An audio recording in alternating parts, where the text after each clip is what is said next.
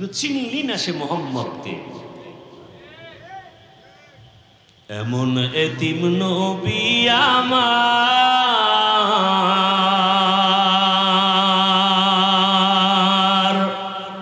পিতা মাতা নাই যে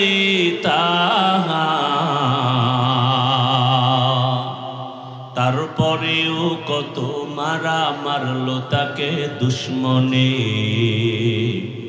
নবী বিনে কে ধরবে পুলসিরাত মিজানে, নবী বিনে কে ধরবে পুলসিরাত মিজানে। রহমতের নবী আমার।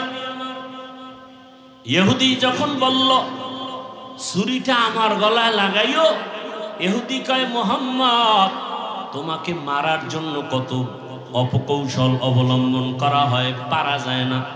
সুযোগ যখন তুমি দিয়েছো, হাত ছাড়া করা যাবে না। হেফাজতের মালিককে।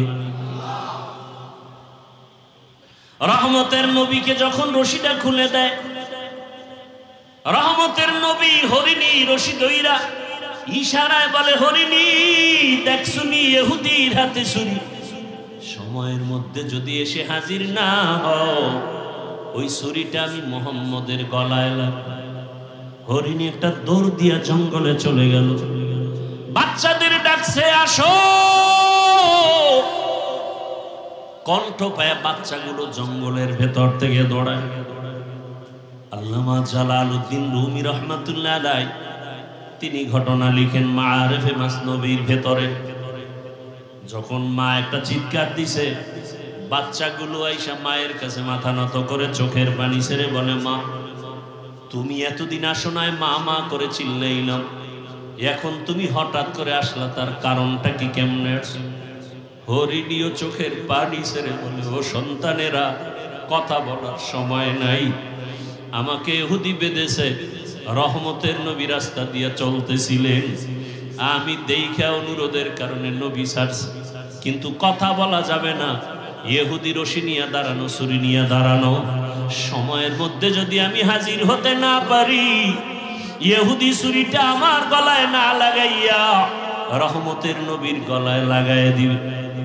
বাচ্চাগুলো চিল্লায় কয়, মা যে এত দয়া তোমাকে করছে, তারে একটা নজর না দেখা দুধ আমরা কোনোদিন পান করব না, চলো তারে একটা নজর দেখবো কেমন মায়ার নবী। হরিণীও দৌড়ায়, বাচ্চাগুলো দৌড়ায়, আমার নবীকে দেখবেন কেমন মায়ার নবী আমার। হরিণী যার দ্বারা এত উপকৃত হলো, বাচ্চাগুলো আইসা নবীর সামনে সময়ের আগে হাজির, হরিণীও হাজির, মাথা নত করে সালাম দিল। হরিণী মাথা নাড়ায় নাড়ায় কি যেন নবীকে বলতেছে, নবী শুনতেছেন, নবীর চোখ দিয়া পানি আসছে। ইহুদি তাকায় তাকায় দেখতেছে, ডাক দিয়া কয়, আব্দুল্লাহর সন্তান, ওই হরিণীটা কি যেন বলে বুঝলাম না। রহমতের নবী বলে, ও ইহুদি ভাই, এই বাচ্চাগুলো কয়েকদিন পর্যন্ত খানা পায় না, মা মা বলে চিল্লাইয়া ক্ষুধার যন্ত্রণায় তারা বেহুশ। আজকে মাকে পাইয়াও দুধ পান করে নাই। যখন আমার কথা শুনছে, বাচ্চাগুলো রেডি হয়ে গেছে, আমাকে একটা নজর না দেখে মায়ের কোলানে মুখ লাগায় দুধ পান করবে না।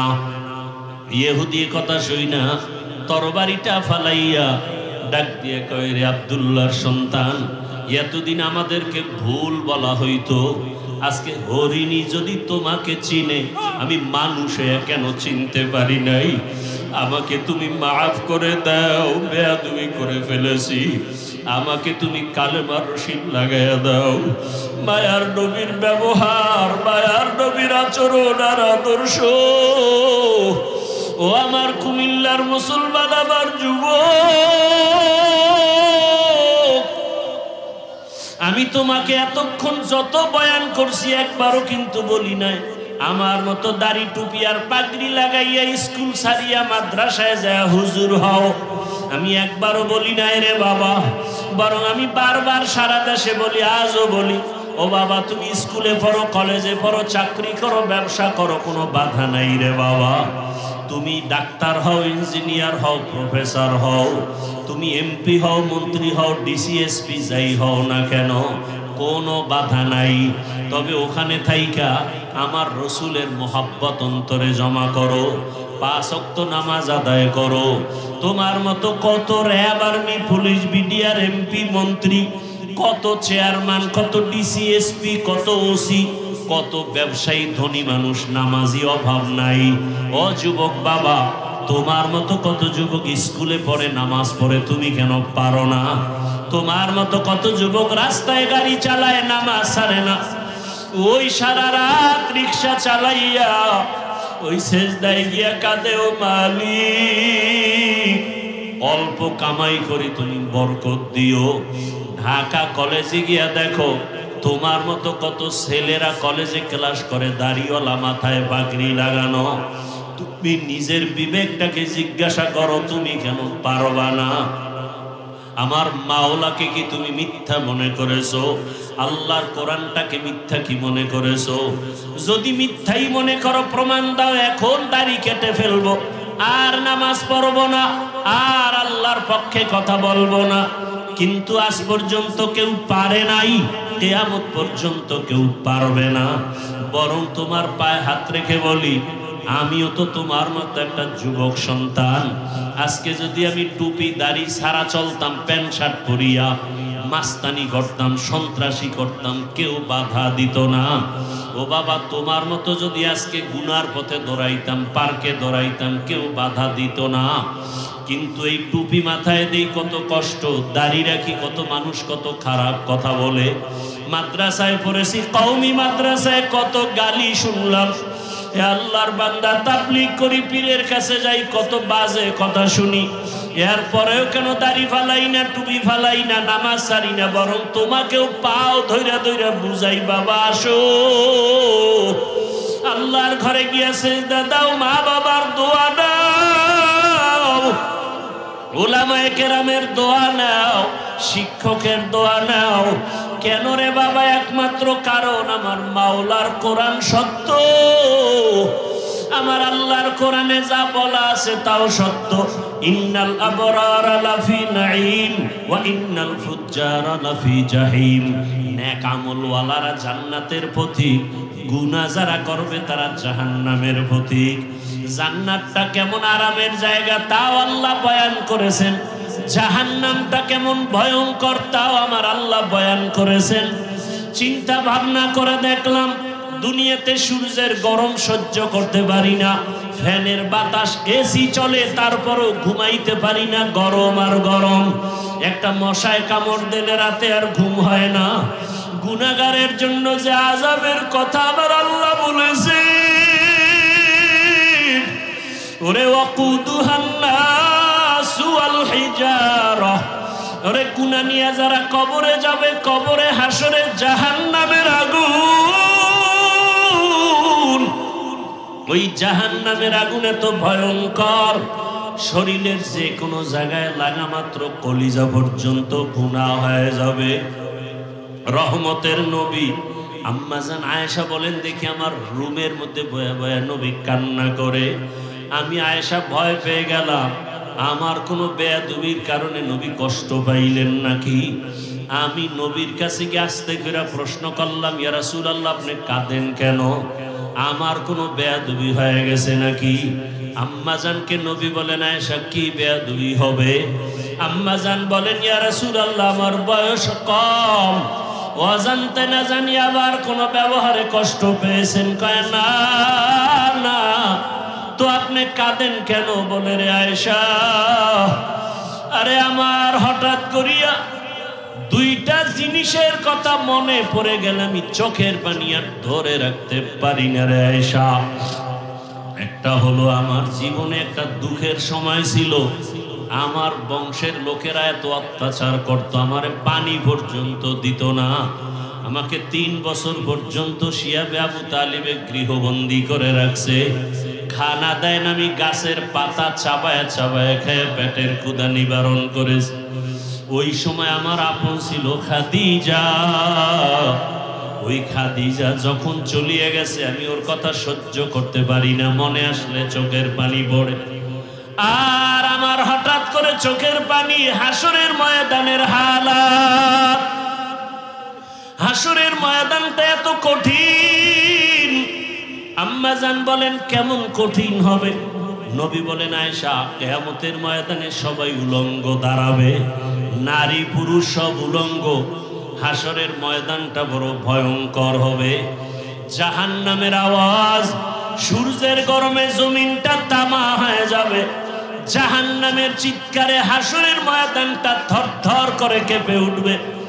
আমার আল্লাহ রাগ হয়ে আওয়াজ দিবেন, লিমানিল মুলকুল ইয়াউম। আল্লাহ পাকের কুদরতি আওয়াজে হাসরের ময়দানটা কেঁপে উঠবে। নবীরা পর্যন্ত কান্না শুরু করবেন নিজেদের ফিকিরে। এমন এক অবস্থা হবে উম্মতেরা পাগলের মতো হয়ে দৌড়াবে, কোনো নবী সুপারিশ করবে না। এক পর্যায়ে তারা আমি মুহাম্মদের তালাশ করবে, আমার কাছে না যাওয়া পর্যন্ত তাদের রাস্তা খুলবে না। হাসরের হাজারো কোটি মানুষের মাঝে আম্মা জান বলেন, নবী আপনাকে কোথায় পাবে উম্মতেরা? নবী বলেন আয়েশা, আমি মাকামে মাহমুদে আমার রবের সামনে সিজদায় পড়ে কান্না করব। ঈসা নবী নিজের চিন্তায় কাঁদবেন, মুসা নবী নিজের চিন্তায় কাঁদবেন, আর আমি মুহাম্মদ একমাত্র উম্মতের চিন্তায় কান্না করব। আর বলবে, হে আল্লাহ আমার উম্মতের বাঁচাও, আমার উম্মতেরা যেন জাহান্নামের আগুনে না যায়। ওই সময় আমার আল্লাহ কান্না দেখে আমাকে বলবে, নবী কাঁদিয়েন না। আমাকে উঠতে বলবেন আর বলবেন, আপনি উম্মতগুলো ধরে ধরে জান্নাতের দিকে নিয়ে যান। আমি তখন উম্মতগুলো বাছাই করে করে জান্নাতের দিকে নিব। আম্মা জান বলেন, নবীজি কোটি মানুষের মধ্যে মুসা নবীর উম্মত, ঈসা নবীর উম্মত, আপনার উম্মতগুলো আপনি চিনবেন কি করে? নবী বলেন, ও আয়েশা, কিয়ামতের ময়দানে আমার উম্মত যারা দুনিয়াতে 5 বেলার নামাজ আদায় করত ওযু বানাইয়া, ওই ওযুর জায়গাগুলো নূরের আলোতে ঝলমল করতে থাকবে। আমি দেখিয়া দেখিয়া আমার উম্মতগুলো ধইরা ধইরা হাউজে কাউসারের কিনারায় নিয়া আমি নিজের হাতে কাউসারের শরবত পান করাবো। আমার উম্মতের পেয়ালা ভরে ভরে পানি দেব, উম্মতরা পিপাসা নিবারণ করবে। হঠাৎ করে পর্দা পড়ে যাবে, উম্মত এখনো বাকি। ফেরেশতা পর্দা ফালাইলা কেন? ফেরেশতারা বলবেন, ইয়া রাসূলুল্লাহ, এরা আপনার আদর্শের উম্মত না, দাবি করত উম্মত, অথচ আপনার সুন্নাত আদর্শ জবাই করেছে। নিজেও নামাজ পড়তো না, অন্য নামাজ পড়তো তাও সহ্য করতে পারতো না। নিজেও দাড়ি রাখতো না, অন্য দাড়ি রাখলে পছন্দ করতো না। নিজেও পর্দা করতো না, অন্যেরা পর্দা করলে পছন্দ করতো না। নিজেও হালাল খাইতো না, অন্যেরা হালাল খাইলেও সহ্য করতো না। নিজেও দাড়ি রাখতো না, অন্যে দাড়ি রাখলে পছন্দ করতো না। আল্লাহর নবী তখন বলবেন আয়েশাকে, নবী বলেন আয়েশা, তখন আমি রাগ হয়ে বলবো, সোহকান সোহকা লিমান গাইয়ারা মিন বাদি, ভেগে যারে উম্মত, তোরা আমার উম্মত না, আমি তোদের নবী না। সাথে সাথে গাইবি আওয়াজ, আমার রবের পক্ষ থেকে আওয়াজ আসবে, ওদেরকে ধর, জাহান্নামের শিকল লাগাও। জাহান্নামের শিকল লাগাইয়া এরপরে জাহান্নামের দিকে নিয়ে যাবে। আমার আল্লাহ পাক রব্বুল আলামিন বলেন, জাহান্নামের দিকে নাও মাত্র চামড়াগুলো গলিয়া গলিয়া পড়বে আগুনের গরমে। ও আল্লাহর বান্দারা, চিন্তা ভাবনা করিয়া বিছানায় মাথা লাগাও।